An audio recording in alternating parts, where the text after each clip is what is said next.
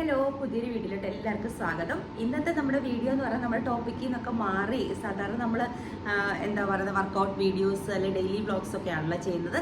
ഇന്ന് അതല്ല കേട്ടോ, വേറൊരു ടോപ്പിക്കാണ്. US വിസയെ പറ്റി, അതായത് എൻ്റെ ഒരു ടൂറിസ്റ്റ് വിസയുടെ എൻ്റെ ഒരു എക്സ്പീരിയൻസിനെ പറ്റിയാണ് കേട്ടോ ഞാൻ പറയുന്നത്. B1 B2 tourist visa US പോകാനുള്ളത്. അപ്പോൾ ഞാൻ ഇതിൽ യൂട്യൂബിൽ കുറേ വീഡിയോസ് ഉണ്ട് കേട്ടോ ഇതിനെ പറ്റിയൊക്കെ. അത് ഞാൻ അങ്ങനെ ആധികാരികമായിട്ട് പറയല്ല, പക്ഷേ എൻ്റെ ഒരു എക്സ്പീരിയൻസ് എങ്ങനെയായിരുന്നു എന്ന് ഞാൻ പറയുന്നു എന്ന് മാത്രമേ ഉള്ളൂ കേട്ടോ. അപ്പോൾ ആദ്യം ഞങ്ങൾ 2 years ബാക്ക് ഞാനും മോനും കൂടെയാണ് അപ്ലൈ ചെയ്യുന്നത് US പോകാനായിട്ട്. അപ്പോൾ എൻ്റെ ബ്രദർ അവിടെയുണ്ട്. അപ്പോൾ പോകാനായിട്ട് അപ്ലൈ ചെയ്തപ്പോൾ ഞങ്ങൾ അതായത് ഒരു 8 monthsന് ശേഷമാണ് ഞങ്ങൾക്ക് അപ്പോയിൻമെൻറ്റ് കിട്ടിയത്. അന്നേരം ഞങ്ങൾ ഏജൻറ്റ് ത്രൂ ഒന്നുമല്ല, ഞങ്ങൾ തന്നെ ഡയറക്റ്റ് അപ്പോയിൻമെൻറ്റ് എടുക്കുമായിരുന്നു. പക്ഷേ അപ്പോൾ അതിൻ്റെ അപ്പോയിൻമെൻറ്റ് ഇൻ്റർവ്യൂവിൻ്റെ ഡേറ്റ് ആകാറായപ്പോഴത്തേനും മോന് US തന്നെ അഡ്മിഷൻ ശരിയായി എന്ന് പറയുമ്പം അത് UCSD കാലിഫോർണിയയിലെ സാൻഡിയാഗോയിലുള്ള യൂണിവേഴ്സിറ്റിയിലാണ് അവന് കിട്ടിയത് അഡ്മിഷൻ. അപ്പം UCSDയിൽ. അപ്പോൾ അതുകൊണ്ട് അത് സ്റ്റുഡൻറ്റ് വിസയാണല്ലോ. സ്റ്റുഡൻറ്റ് വിസ കിട്ടുന്നത് F1 ആണ് കിട്ടേണ്ടത്. അപ്പോൾ അതിന് വേണ്ടിയിട്ട് നമ്മൾ അപ്ലൈ ചെയ്ത സമയത്ത് നമ്മുടെ ഈ B1 B2 ക്യാൻസൽ ആയാൽ മാത്രമാണ് F1ന് വേണ്ടിയിട്ട് അപ്ലൈ ചെയ്യാൻ പറ്റത്തുള്ളൂ. അപ്പോൾ ഞങ്ങൾ രണ്ടുപേരുടെയും ഒരുമിച്ചെടുത്ത വിസയായിട്ട് ഞങ്ങൾക്ക് അതൊന്ന് ക്യാൻസൽ ചെയ്യേണ്ടി വന്നു, കാരണം മോന് F1 എടുക്കാൻ വേണ്ടിയിട്ട്. അപ്പോൾ ആ ഒരു പ്രോസസ്സ് എല്ലാവരുടെയും അതൊരു ഞാനൊരു നോളജിലേക്ക് പറയുകയാണ്. അതായത് നമുക്ക് B1 B2 ഉള്ള സമയത്ത് നമുക്ക് F1 എടുക്കണേ, നമ്മളിത് ക്യാൻസൽ ആക്കിയിട്ട് മാത്രമേ നമുക്ക് F1 എടുക്കാൻ പറ്റത്തുള്ളൂ. അപ്പോൾ അങ്ങനെ ആ സമയത്ത് എൻ്റെ വിസ അങ്ങ് ക്യാൻസലാക്കി ഞങ്ങൾ രണ്ടുപേരും, അതായത് ഇൻ്റർവ്യൂയുടെ ഡേറ്റ് എല്ലാം ക്യാൻസൽ ആക്കിയിട്ടാണ് മോൻ F1 എടുത്തിട്ട് അവന് അഡ്മിഷൻ പോയി. സെപ്റ്റംബറിലാവും പോയി, കഴിഞ്ഞ സെപ്റ്റംബറിൽ. അപ്പോൾ അത് കഴിഞ്ഞപ്പോൾ പിന്നെ എനിക്ക് അത് നമ്മൾ ഇത്രയും ബുദ്ധിമുട്ടി കിട്ടിയ ഒരു ഡേറ്റാണ്. US വിസയിൽ എനിക്ക് തോന്നുന്നത് നമ്മൾ അപ്ലൈ ചെയ്യുമ്പോൾ നമുക്ക് ഏറ്റവും പാട് ഡേറ്റ് കിട്ടാനായിട്ടാണ്. അപ്പം ഏജൻസ് ത്രൂ ഒക്കെ ഡേറ്റ് എടുക്കണം. ഇപ്പോൾ ഒക്കെ 1 വർഷത്തെ വെയിറ്റിംഗ് ആണ് ഡേറ്റ് എടുക്കാൻ വേണ്ടിയിട്ട്. അപ്പം നിങ്ങൾക്ക് എല്ലാവർക്കും അറിയാമല്ലോ, US വിസ കിട്ടിക്കഴിഞ്ഞാൽ നമുക്ക് വേറെ കൺട്രീസിൽ പോകാനും ഏറ്റവും ഈസിയാണ്. പിന്നെ ദുബൈയിലൊക്കെ വിസ കൊണ്ട് അറൈവലാണ്. കാരണം എന്താണെന്ന് പറഞ്ഞാൽ ഏറ്റവും സുപ്രീമായിട്ട് നമ്മൾ കൺസിഡർ ചെയ്യുന്നതാണ് US വിസ അടിച്ച് കിട്ടിക്കഴിഞ്ഞിട്ടുണ്ട്. ബാക്കി എല്ലാ UK വിസ, ഷെങ്കൻ വിസ, എല്ലാ വിസയ്ക്കും നമുക്ക് ഈസി ആയിരിക്കും. കാരണം ഏറ്റവും 1-to-1 ഇൻ്റർവ്യൂസ് ആയിട്ടുള്ള ഒരു വിസ പ്രോസസ്സ് ഇത് മാത്രമാണ്. UK വിസയ്ക്കും എനിക്ക് തോന്നുന്നു എംബസിയിൽ പോകണമെന്ന് തോന്നും, പക്ഷേ ഇത്രയും ഡിഫിക്കൽട്ട് ആയിട്ടുള്ള 1-to-1 ക്വസ്റ്റ്യൻസ് ഒന്നും ഇല്ല സാധാരണ. അപ്പം മിക്കവർക്കും നമ്മൾ US പോകാൻ ട്രൈ ചെയ്യുന്ന എല്ലാവർക്കും തന്നെ അറിയാം നമുക്ക് ഈ ഒരു വിസ കിട്ടാനാണ് കുറച്ച് ഡിഫിക്കൽട്ടി എന്ന്. അപ്പോൾ അങ്ങനെ അതിപ്പോൾ ആദ്യത്തെ എൻ്റെ ക്യാൻസലായി പോയി. അത് കഴിഞ്ഞ് രണ്ടാമത് ഞാനും രൈഷനും കൂടെ അപ്ലൈ ചെയ്ത് കഴിഞ്ഞപ്പോഴത്തേനും എന്താണെന്ന് വെച്ചാൽ നമുക്ക് ഡേറ്റ് കിട്ടുന്നത് 1 വർഷം. ഞാൻ പറഞ്ഞല്ലോ, ഞങ്ങൾ കഴിഞ്ഞ സെപ്റ്റംബറിലാണ് 2024 സെപ്റ്റംബറിൽ നമ്മൾ അപ്ലൈ ചെയ്തിട്ട് ഞങ്ങൾക്ക് ഈ ഡേറ്റ് കിട്ടുന്നതൊക്കെ ഈ വർഷം കുറേ കഴിഞ്ഞ് ലാസ്റ്റൊക്കെ ആയിരുന്നു. അപ്പോൾ അവസാനം ഞങ്ങൾ പിന്നെ ഒരു ഏജൻറ്റ് ത്രൂ നമ്മൾ ഇൻ്റർവ്യൂവിന് മീൻസ് നമുക്ക് കിട്ടുന്നില്ലായിരുന്നു. കൺസിസ്റ്റൻ്റ്ലി നമ്മൾ ട്രൈ ചെയ്തുകൊണ്ട് ഇരുന്നിട്ട് നമുക്ക് കിട്ടുന്നില്ലായിരുന്നു. അപ്പോൾ നമുക്ക് ഈ വർഷം അതായത് 2026 പോകണം എന്നൊരു പ്ലാൻ ഉള്ളതുകൊണ്ട് നമ്മൾ നേരത്തെ തന്നെ എന്നാൽ എടുത്ത് വെച്ചേക്കാമെന്ന് വെച്ചിട്ട് നമ്മളൊരു ഏജൻറ്റിനെ കൊണ്ട് ബുക്ക് ചെയ്യിപ്പിച്ചു കേട്ടോ. അങ്ങനെയാണ് നമുക്ക് വിസയ്ക്ക് ഡേറ്റ് കിട്ടുന്നത്. അപ്പോൾ ഞാനിതിനകത്ത് പറയാനുള്ളൊരു ഇതെന്ന് പറഞ്ഞാൽ, നമ്മൾ ഇതിനകത്ത് മെയിൻ കാര്യം എന്ന് പറഞ്ഞാൽ നമ്മൾ വിസ അവരുടെ സൈറ്റിൽ പോയിട്ട് DS-160 ഫോം ഫില്ല് ചെയ്യുക എന്നുള്ളതാണ്. അപ്പോൾ DS-160 ഫോം എന്ന് പറയുന്നത് ഒരു 55-56 ക്വസ്റ്റ്യൻസ് ഉള്ള ഒരു വലിയ ഫോമാണ്. അത് നമ്മൾ ജെന്യുവൻ ആയിട്ട് തന്നെ നമ്മൾ തന്നെ അത് ഫില്ല് ചെയ്യുക. കാരണം നമ്മൾ ഏജൻറ്റിന് കൊടുക്കുമ്പോൾ എന്തെങ്കിലും അല്ലെങ്കിൽ നമ്മൾ കൂടെ ഇരുന്നിട്ട് തന്നെ എല്ലാ ഡീറ്റെയിൽസും കറക്റ്റായിട്ട് ഏറ്റവും ഫേക്ക് ആയിട്ടുള്ളതിനൊക്കെയാണ് റിജക്ഷൻസ് വരുന്നത്. നമ്മൾ ഏറ്റവും നമ്മുടെ കറക്റ്റ് ആയിട്ടുള്ള നമ്മുടെ ട്രാവൽ പ്ലാൻ എന്താണെന്ന് അതിനകത്ത് ചോദിക്കുന്നുണ്ട്. നമുക്ക് ആരെങ്കിലും റിലേറ്റീവ് ഉണ്ടോ എന്ന് ചോദിക്കുന്നുണ്ട്. റിലേറ്റീവ് ഉണ്ടെങ്കിൽ നമ്മളുമായിട്ട് നല്ല അടുപ്പമുള്ള റിലേറ്റീവ് ആയിരിക്കണം, അല്ലെങ്കിൽ നമ്മൾ അവിടെയാണ് താമസിക്കാൻ പോകുന്നത്. കാരണം അവരുടെ അഡ്രസ്സും അവരുടെ ഫോൺ നമ്പറും അവരുടെ മെയിൽ ID എല്ലാം അവർ ചോദിക്കുന്നുണ്ട്. ഇൻ കേസ് എന്തെങ്കിലും പ്രോബ്ലം ഉണ്ടായാൽ അവരെ വിളിച്ച് ചോദിക്കാനായിരിക്കുമല്ലോ ഇത്. അതുകൊണ്ട് നമുക്ക് നല്ല കോൺടാക്റ്റ് ഉണ്ടെങ്കിൽ മാത്രം അവിടെ റിലേറ്റീവ്സ് ഉണ്ടെന്ന് പറഞ്ഞാൽ മതി, അല്ലെങ്കിൽ പറഞ്ഞില്ലെങ്കിലും കുഴപ്പമൊന്നുമില്ല. പിന്നെ അവരത് ബാങ്ക്സ്, നമ്മുടെ ആനുവൽ ഇൻകം, നമ്മൾ എന്ത് ചെയ്യുന്നു, നമ്മുടെ FD, നമ്മുടെ എല്ലാ സംഗതികളുടെയും അവരത് ചോദിക്കുന്നു. ആ ക്വസ്റ്റ്യൻസ് നമ്മൾ ജെന്യുവൻലി ഫില്ല് ചെയ്യുക എന്നുള്ളതാണ് ആദ്യത്തെ പ്രോസസ്സ്. അപ്പം അത് ഫില്ല് ചെയ്ത് കഴിയുമ്പോൾ നമുക്ക് പിന്നെ അങ്ങനെ ഫില്ല് ചെയ്ത് നമ്മൾ അപ്ലോഡ് ചെയ്ത് കഴിയുമ്പോഴാണ് നമുക്ക് വിസ അടയ്ക്കുന്ന ഫീസ് അടയ്ക്കുക, വിസ ഫീസ് അടച്ച് കഴിയുമ്പോൾ നമുക്കൊരു റെസിപ്റ്റ് കിട്ടും. ആ റെസിപ്റ്റ് വെച്ചിട്ടാണ് നമ്മൾ പിന്നെ അത് ചെയ്ത് നമ്മൾ ഡേറ്റ് എടുക്കുന്നത്. അത്രയും കഴിഞ്ഞിട്ടാണ് ഏജന്റിന് ഇതിനകത്ത് ഡേറ്റ് എടുക്കുക എന്നല്ലാതെ ബാക്കി ഒരു കാര്യങ്ങളും നമ്മളെ ഹെൽപ്പ് ചെയ്യാൻ പറ്റത്തില്ല കേട്ടോ. പിന്നെ ഡോക്യുമെന്റ്സ് അവർ പറയുന്ന കുറേ ഡോക്യുമെന്റ്സ് ഒക്കെ നമ്മൾ കളക്ട് ചെയ്യുക എന്നുള്ളൂ. അല്ല നമ്മൾ ഞങ്ങളുടെ കേസിലുള്ളി ഈ ഒരു ഡേറ്റ് എടുത്ത് തരിക എന്നുള്ളത് മാത്രമാണ് കേട്ടോ ഏജന്റ് ചെയ്തത്. ബാക്കി ഞങ്ങൾ ഫോം ഫില്ല് ചെയ്തതും ഡോക്യുമെന്റ്സ് കളക്ട് ചെയ്തതും എല്ലാം ഞങ്ങൾ കളക്ട് ചെയ്യുന്നത് നമ്മൾ ജെന്യുവൻ ആയിട്ടാണ്, ഒരു ഫേക്കും ചെയ്യാതെയാണ് എല്ലാ കാര്യങ്ങളും ചെയ്തത്. അപ്പം അതായത് നമുക്കിതിപ്പം എനിക്ക് തോന്നുന്നു അവിടെ ഇരിക്കുന്ന ആളുകൾ നമ്മളെ ഇൻ്റർവ്യൂ ചെയ്യുന്ന സമയത്ത് നമ്മുടെ ഒരു ജെന്യുനിറ്റി മനസ്സിലാവുമല്ലോ, നമ്മുടെ ക്രെഡിബിലിറ്റി മനസ്സിലാവും എന്നൊക്കെ പറയും. അങ്ങനെയാണ് അപ്രൂവൽ ആണോ റിജക്ഷൻ ആണോ എന്ന് പറ്റുന്നത്. പിന്നെ നമ്മൾ പറയും ആ ഒരു അതായത് മാക്സിമം ഒരു 90 സെക്കൻഡ്സ് ടു അതായത് 5 മിനിറ്റ്സിനകത്ത് കാര്യങ്ങൾ കഴിയും. കാരണം അവർക്ക് നമ്മുടെ എല്ലാ ഡീറ്റെയിൽസും DS-160 വായിക്കുമ്പോൾ മനസ്സിലാവും. അതിൽ നിന്ന് നമ്മളോട് അവർ കുറേ ക്വസ്റ്റ്യൻ ചോദിക്കുമ്പോൾ അതുമായിട്ട് നമ്മൾ ടാലി ആവുന്നുണ്ടോ, പിന്നെ നമ്മുടെ ഒരു മുഖത്തെ ഒരു പിന്നെ അറിയാമല്ലോ നമ്മൾ പറയുന്നതൊക്കെ സത്യമാണോ അല്ലെങ്കിൽ ആ മൊമെൻറ്റിൽ തന്നെ അവർ റിജക്റ്റ് ചെയ്യും. ഇതാണ് സംഭവം. അപ്പോൾ അതിനകത്ത് നമ്മളിങ്ങനെ ഡേറ്റ് എടുത്ത് കഴിയുമ്പോൾ ആദ്യം നമുക്ക് 2 സംഗതികളാണ്. ആദ്യം നമ്മുടെ ബയോമെട്രിക് ആണ്, പിന്നെ ഒരു 2 ദിവസം അല്ലെങ്കിൽ ഒരാഴ്ച കഴിഞ്ഞിട്ടാണ് മെയിൻ ഇൻ്റർവ്യൂ. അപ്പം നമ്മളിങ്ങനെ ഏജന്റ് ത്രൂ ഒക്കെ പെട്ടെന്ന് എടുത്തുകൊണ്ട് നമുക്ക് മുംബൈയിലായിരുന്നു ഇൻ്റർവ്യൂ, ഡൽഹിയിലായിരുന്നു ബയോമെട്രിക്. രണ്ടും 2 സ്ഥലത്തായിരുന്നു. ചിലപ്പോൾ നമുക്ക് കിട്ടും 2 ഒരേ സ്ഥലത്ത്. ചെന്നൈയിലൊക്കെ എൻ്റെ അച്ഛനും അമ്മയൊക്കെ പോയ സമയത്ത് അവർക്ക് ഒരേ സ്ഥലത്താണ് കിട്ടിയത്. അതായത് ഒരു ദിവസം മുമ്പ് ബയോമെട്രിക്കും പിറ്റേ ദിവസം ഇൻ്റർവ്യൂ അങ്ങനെയായിരുന്നു അവരുടെ കാര്യങ്ങൾ. നമുക്ക് ഇങ്ങനെയാണ് കിട്ടിയത്. ഒരാഴ്ചത്തെ ഗ്യാപ്പ് ഉണ്ടായിരുന്നു. ഒരു സാറ്റർഡേ നമ്മുടെ ബയോമെട്രിക്, നെക്സ്റ്റ് മൺഡേ നമ്മുടെ ഇൻ്റർവ്യൂ അങ്ങനെയായിരുന്നു കേട്ടോ. അപ്പോൾ നമ്മൾ അതൊരു സ്ലോട്ടും കറക്റ്റ് സാധനങ്ങളും കറക്റ്റ് ഡീറ്റെയിൽസ് അവർ തരും. അപ്പോൾ അവരുടെ ഫീസ് അടച്ച റെസിപ്റ്റ് ഉണ്ട്. നമ്മളപ്പോൾ അത് വിസ ആപ്ലിക്കേഷൻ സെൻറ്റർ എന്ന് പറഞ്ഞു ഡൽഹിയിൽ നമ്മുടെ മെട്രോ സ്റ്റേഷൻ്റെ അവിടുത്തെ ആയിട്ടാണ് അവിടെയാണ് നമ്മൾ ചെല്ലേണ്ടത് ബയോമെട്രിക്കിന് വേണ്ടി നമ്മൾ ചെല്ലുമ്പോൾ വേറൊരു കാര്യം നമ്മൾ ശ്രദ്ധിക്കാനുള്ളതെന്ന് പറഞ്ഞാൽ അന്നാണ് നമ്മളുടെ ഫോട്ടോ എടുക്കുന്നത് കേട്ടോ. ബയോമെട്രിക്കിന് പോകുമ്പോഴാണ് നമ്മളുടെ ഫോട്ടോ എടുക്കുന്നത്. ആ ഫോട്ടോയാണ് നമ്മൾ വിസ അടിച്ച് കിട്ടുമ്പോൾ നമ്മുടെ പാസ്പോർട്ടിൽ വരുന്നത്. അതുകൊണ്ട് ആ ഒരു രീതിയിൽ കുറച്ച് റെഡി ആയിട്ട് പോകുക എന്ന് പറഞ്ഞാൽ നമ്മുടെ ചെവി അവർക്ക് കാണണം കേട്ടോ. ചെവി കാണണം, നമുക്ക് ചിരിക്കാൻ പാടില്ല, ഐസ് ഓപ്പൺ ചെയ്ത് അങ്ങനെയുള്ളൊരു ഫോട്ടോ ആണ് അവരെടുക്കുന്നത്. കാരണം അതായത് മുടി അഴിച്ചിട്ടുകൊണ്ട് പോകുന്നവരൊക്കെ മുടി ക്ലിപ്പ് ചെയ്തുകൊണ്ട് പോകാനായിട്ട് ശ്രദ്ധിക്കണം കേട്ടോ. പിന്നെ നമുക്ക് എങ്ങനെയാണോ പ്രസൻറ്റബിൾ ആയിട്ട് പോകാന്നുള്ളത്, അല്ലാതെ നമ്മളൊരു ഇൻ്റർവ്യൂവിനൊക്കെ പോകുമ്പോൾ ഭയങ്കര ഗോഡിയായിട്ട് പോകണമെന്നില്ല. നോർമൽ ഫോർമൽ ഡ്രസ്സ് ഇട്ട് പോവുക. പിന്നെ നമ്മുടെ ചെയ്യുന്നത് അവരാദ്യം നമ്മൾ അവിടെ ചെല്ലുമ്പം എല്ലാം നമുക്ക് ഫോണ്, സ്മാർട്ട് വാച്ച് ഇതൊന്നും അകത്ത് കൊണ്ടുപോകാൻ പറ്റത്തില്ല. അവിടെ ലോക്കറുണ്ട് കേട്ടോ. ലോക്കറിൽ തന്നെ വെക്കുക. ഹാഫ് ആൻ അവറിൻ്റെ സ്ലോട്ടിൽ അവരെ കയറ്റി വിടും. അതായത് നമ്മുടെ ഇൻ്റർവ്യൂ 7:30 ആണെങ്കിൽ 7:30ക്ക് ഇൻ്റർവ്യൂ ഉള്ളവരെല്ലാം 7 o'clock അവർ കയറ്റി അകത്തോട്ട് വിടും. അത് കഴിഞ്ഞ് നമ്മുടെ കയ്യിൽ നിന്ന് DS-160 ഒരു ഫോമും പാസ്പോർട്ടും ഈ വിസയുടെ ഫീസ് അടച്ച് ആ റെസിപ്റ്റ് മാത്രമാണ് വേണ്ടത്, വേറെ ഒന്നും വേണ്ട. അങ്ങനെ നമ്മുടെ ടേൺ വരുമ്പോൾ നമ്മൾ അവിടെ ചെല്ലുമ്പോൾ അവർ നമ്മുടെ പാസ്പോർട്ട് വാങ്ങിച്ചിട്ട് അത് പുറയിൽ എന്തോ ഒരു സ്റ്റിക്കർ ഒട്ടിക്കും കേട്ടോ, ബാർകോഡുള്ള എന്തോ സ്റ്റിക്കർ. അത് കഴിഞ്ഞ് നമ്മളെ അടുത്ത കൗണ്ടറിലോട്ട് വിടും. അപ്പോൾ അവിടെ ഇരിക്കുന്ന മുഴുവൻ ഓൾമോസ്റ്റ് എല്ലാവരും തന്നെ ഇന്ത്യൻസ് ആണ് കേട്ടോ, അല്ലാതെ അവർ അമേരിക്കൻ സിറ്റിസൺസ് ഒന്നും അവിടെ ഇല്ല. അപ്പോൾ അവിടെ ചെന്നിട്ട് പിന്നെ നമ്മുടെ ഈ 4 പേരിലും അതായത് 5 പേരിലും 2 കയ്യിൽ 5 പേരിൽ വെച്ചിട്ട് നമ്മുടെ ഫിംഗർ പ്രിൻ്റ് എടുക്കും, പിന്നെ ഫോട്ടോയും എടുക്കും. ഇത് മാത്രമേ ഉള്ളൂ അന്നത്തെ പ്രോസസ്സ്. അത് കഴിഞ്ഞ് നമുക്കിങ്ങ് പോരാം. അപ്പോൾ അവർ പറയും നമ്മൾ കറക്റ്റ് ഡേറ്റും കറക്റ്റ് സമയത്തിന് ഹാഫ് ആൻ അവർ ബിഫോർ നമ്മൾ വിസയ്ക്ക് ഇൻ്റർവ്യൂവിന് വേണ്ടി ചെല്ലുക എന്ന് പറഞ്ഞ് പോകും. അത് കഴിഞ്ഞ് മെയിൻ സംഗതി എന്ന് പറയുന്നത് നമ്മുടെ ഇൻ്റർവ്യൂ ആണല്ലോ. ഇൻ്റർവ്യൂവിന് നമ്മൾ ചെല്ലുന്ന സമയത്ത് ഇതുപോലെ നമ്മൾ ഫോർമൽ ഡ്രസ്സ് ഇട്ട് ചെല്ലുക.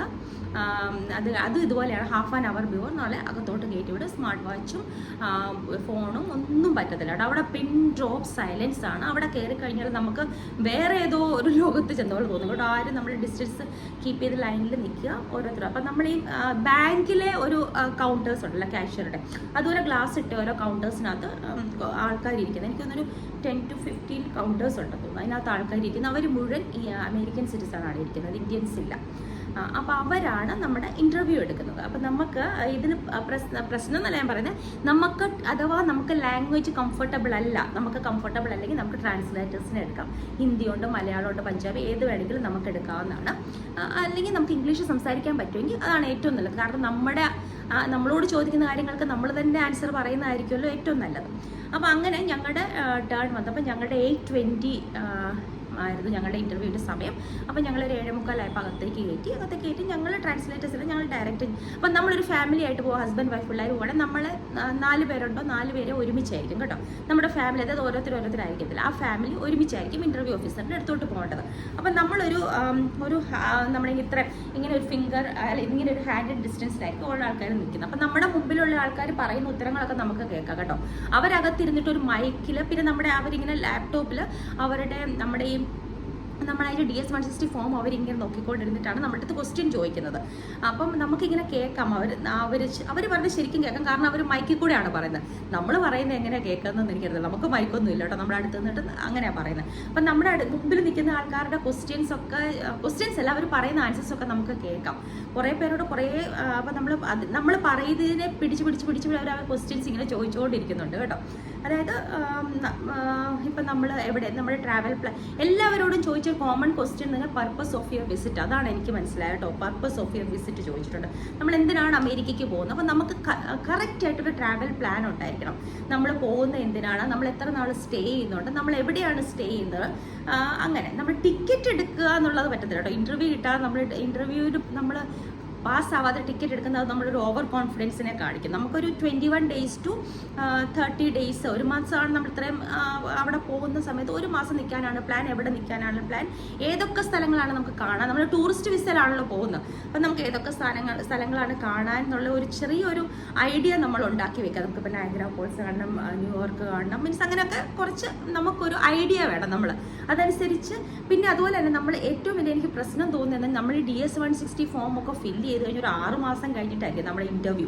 അപ്പം നമ്മൾ ഈ ഫോമിൽ ഫില്ല് ചെയ്ത് എന്താ നമ്മൾ മറന്നു. അപ്പം നമ്മൾ പോകുന്നതിൻ്റെ തലേദിവസം കറക്റ്റായിട്ടൊന്നത് റിവ്യൂ ചെയ്യുന്നത് നല്ലതായിരിക്കും. നമ്മൾ എന്തൊക്കെയാണ് ഇതിനകത്ത് എഴുതിയേക്കുക, നമ്മൾ ഏത് ടെൻറ്റേറ്റീവ് ഡേറ്റ്സ്, നമ്മൾ ഏത് ദിവസമായിരിക്കണം നമ്മൾ പോകാനായിട്ട് പ്ലാൻ ചെയ്യുന്നത്, ഏത് മാസമായിരിക്കും. ഒരു ടെൻറ്റേറ്റീവ് ഡേറ്റ് ആണ് കേട്ടോ നമ്മൾ പറയുന്നത്. നമ്മൾ ജൂലൈയിലാണ്, മെയ്യിലാണ്, മാക്സിമം ജൂൺ ജൂലൈയിലൊക്കെ ആയിരിക്കുമല്ലോ എല്ലാവരും പോകുന്നത്. അങ്ങനെയാണ് പോകാൻ, നമ്മൾ എന്തിനാണ് പോകുന്നത്, മീൻസ് അങ്ങനെ നമ്മൾ അതിനകത്ത് എഴുതിയേക്കുന്ന കാര്യങ്ങളും നമ്മൾ കൊടുത്തേക്കുന്ന റിലേറ്റീവ്സിൻ്റെ ഡീറ്റെയിൽസും അതൊക്കെ കറക്റ്റായിട്ട് പറയുക. അതായത് നമ്മൾ തപ്പിത്തടവില്ലാതെ പറയുക എന്നുള്ളതാണ് കേട്ടോ. അപ്പോൾ അങ്ങനെ എൻ്റെ മുമ്പിൽ നിന്ന അതിൻ്റെ മുമ്പിൽ നിന്ന് 2 പേരെ നമുക്കറിയാം. അവർ പാസ്പോർട്ട് നമുക്ക് തിരിച്ചു തരുവാണെങ്കിൽ അതിൻ്റെ അർത്ഥം reject, try your luck next time, അതാണ് കേട്ടോ. അപ്പോൾ അത് അങ്ങനെ കുറേ പേരൊക്കെ റിജക്ഷനായി പോകുന്ന കാണുമ്പോൾ നമുക്കൊരു ടെൻഷൻ വരും. എൻ്റെ തൊട്ട് മുമ്പിലിരുന്ന ആൾക്ക് അപ്രൂവ്ഡായി, അതിൻ്റെ മുമ്പിൽ നിന്ന് 2 പേർക്കും റിജക്ഷനാണ് ഞാൻ കണ്ടത്. അപ്പോൾ എനിക്കൊരു ടെൻഷനുണ്ട്. രാജേഷനും പറഞ്ഞാൽ എനിക്കൊരു ടെൻഷനുണ്ട്, കാരണം നമുക്ക് കിട്ടിയില്ലെങ്കിൽ നമ്മൾ കാര്യങ്ങളൊക്കെ പറയാമെന്നുള്ളത്. അപ്പോൾ നമുക്ക് എന്തൊക്കെ പറഞ്ഞാലും ആ സമയത്തൊരു ടെൻഷനുണ്ട്. അപ്പോൾ ഞങ്ങൾക്കൊരു 40s ഒരു മനുഷ്യനായിരുന്നു അയാൾ. നമ്മൾ ഹൈ ഗുഡ് മോർണിംഗ് സാർ എന്നൊക്കെ പറഞ്ഞ് നമ്മളവിടെ ചെല്ലുമ്പോൾ അവർ നമ്മളോട് ചോദിക്കും. അത് കഴിഞ്ഞിട്ട് പിന്നെ നമ്മളോട് ഇങ്ങനെ ചോദിച്ചു, എന്തിനാണ് നിങ്ങൾ പോണത്. അപ്പോൾ എനിക്കെന്ന് പറഞ്ഞാൽ നമുക്കെന്ന് പറഞ്ഞാൽ ഞാൻ രാജേഷേട്ടൻ ഒരുമിച്ചാണ് നിൽക്കുന്നത്. അപ്പോൾ ഞങ്ങൾ പറഞ്ഞു, എനിക്ക് രാജേഷേട്ടൻ്റെ ബ്രദറിലും അവിടെ ഉണ്ട്, വിസിറ്റ് ചെയ്യണമെന്നുണ്ട്. പിന്നെ എൻ്റെ മോൻ അവിടെ പഠിക്കാൻ പോയിട്ടുണ്ട്. അപ്പം അവൻ്റെ കോൺവൊക്കേഷൻ സമയത്തായിരിക്കും നമ്മൾ പ്ലാൻ ചെയ്യുന്നത് എന്നൊക്കെ ചോദിച്ചു. അപ്പോൾ നിങ്ങൾ എത്ര ദിവസം നിൽക്കുകയായിരിക്കും. നമ്മൾ ഒരു മാസം 20 to 30 days നിൽക്കാനാണ് പ്ലാൻ എന്ന് ചോദിച്ചു. പിന്നെ മോൻ എവിടെയാണ് പഠിക്കുന്നത്, ഏത് യൂണിവേഴ്സിറ്റിയിലാണെന്ന് ചോദിച്ചു. പിന്നെ ചോദിച്ചത് ബ്രദർ എന്ത് ചെയ്യുന്നു, ബ്രദറിൻ്റെ ഫുൾ ഡീറ്റെയിൽസ് ചോദിച്ചു. അപ്പം അവൻ എന്ന് പറഞ്ഞാൽ നമ്മുടെ ഷിക്കാഗോയിലാണ്, ഇലിനോയിൽ. അപ്പം പ്രൊഫസറാണ്. അത് ചോദിച്ചു, അവരെന്ത് ചെയ്യുന്നു, അവരുടെ എല്ലാ ഡീറ്റെയിൽസ് ഉണ്ടല്ലോ. പിന്നെ നിങ്ങൾ what do you for living, നമ്മൾ എന്താണ് ചെയ്യുന്നത്. അപ്പോൾ രാഷ്ട്രം ഞങ്ങളിങ്ങനെ ബിസിനസ്സാണ് ചെയ്യുന്നത്. കുറച്ച് നാളെ രാഷ്ട്രം ദുബായിലുണ്ടായിരുന്നു, അതെന്തിനായിരുന്നു, അവിടെ വർക്ക് ചെയ്യായിരുന്നു പറഞ്ഞു. അത് കഴിഞ്ഞിട്ട് എന്നോട് ചോദിച്ചു, നിങ്ങൾ എന്താണ് ചെയ്യുന്നത്. അപ്പോൾ ഞാൻ പറഞ്ഞു, ഞാൻ എൻ്റെ ഹസ്ബൻഡിൻ്റെ കമ്പനിയിൽ പ്രൊപ്രൈറ്റർ ഞാനാണ് എന്ന് പറഞ്ഞു. അപ്പോൾ നിങ്ങൾ എത്ര, പിന്നെ അങ്ങനെ കുറച്ച് നേരം ചോദിച്ചോട്ടോ, കുറച്ച് ക്വസ്റ്റ്യൻസ് ചോദിച്ചിട്ട്. അപ്പോൾ അവർ നമ്മുടെ അടുത്ത് ചോദിക്കുമ്പോൾ നമ്മളുടെ മുഖത്തോട്ടല്ല കേട്ടോ നോക്കുന്നത്, അതിങ്ങനെ സ്ക്രോൾ ചെയ്തുകൊണ്ടിരിക്കും.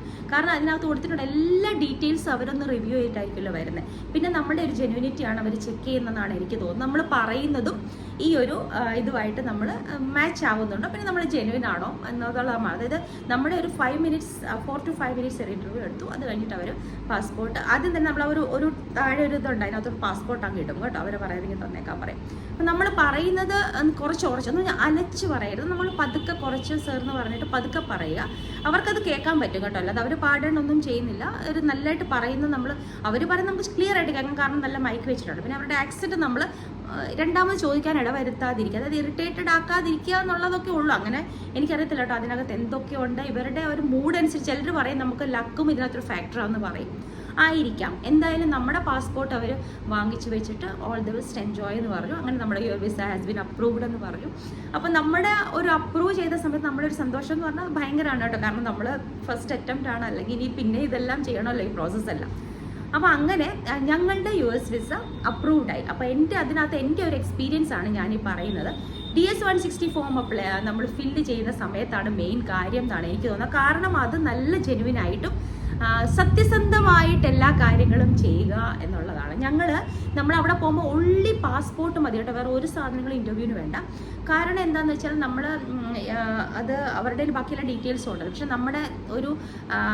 നമ്മൾ അതിനകത്ത് കൊടുത്തേക്കുന്നുണ്ട് നമ്മുടെ ബാങ്കിലെ അക്കൗണ്ട്സ്, നമ്മുടെ ട്രാൻസാക്ഷൻസ്, 6 മാസത്തെ ട്രാൻസാക്ഷൻസ്, ഇതിൻ്റെയൊക്കെ നമ്മളൊരു കോപ്പി നമ്മളുടെ കയ്യിൽ ഹാർഡ് കോപ്പി വെച്ചിരിക്കും. കാരണം എന്താണെന്ന് വെച്ചാൽ എന്തെങ്കിലും അവർക്ക് ചോദിക്കുകയാണ്, ഒരു ഡൗട്ട് ചോദിക്കുകയാണെങ്കിൽ നമുക്കതെടുത്ത് അതിൻ്റെ കാണിക്കാമല്ലോ അങ്ങനെ. പക്ഷെ നമ്മുടെ അടുത്തൊന്നും ചോദിച്ചാൽ ഒള്ളി പാസ്പോർട്ട് മാത്രമേ ചോദിച്ചുള്ളൂ. ബാക്കിയെല്ലാം അതിനകത്ത് നമ്മുടെ ഇൻകം, ആനുവൽ ഇൻകം, നമ്മുടെ എത്ര സേവിങ്, കുറച്ച് സേവിങ് ഒക്കെ ബാങ്കിലുള്ള വേണമായിരിക്കുമല്ലോ, നമ്മളിങ്ങനെ ടൂർ മീൻസ് പോവുകയാണല്ലോ, അങ്ങനെയൊക്കെ കുറച്ച് കാണും. പിന്നെ നമ്മൾ അവിടെ കൊടുത്തിട്ടുള്ള ഏത് ഡോക്യുമെൻറ്റ്, ഏത് ഡീറ്റെയിൽസ് ആണോ അതിൻ്റെ എല്ലാം ഒറിജിനൽസ് നമ്മുടെ കാണുക എന്നുള്ളതാണ് കേട്ടോ. അപ്പോൾ നമ്മൾ അകത്ത് കയറുമ്പോൾ തന്നെ ആദ്യം അവരൊരു ബാഗിനകത്തുനിന്ന് നമുക്ക് ഫയല് മാത്രം പിടിക്കാം, ബാക്കി അവർ എല്ലാ സാധനങ്ങളും അവിടെ ഒരു സ്ക്രീനിങ് ഉണ്ട് കേട്ടോ. അത് കഴിഞ്ഞിട്ട് ഫോണെല്ലാം നമ്മൾ വെച്ചിട്ടാണല്ലോ കയറുന്നത്.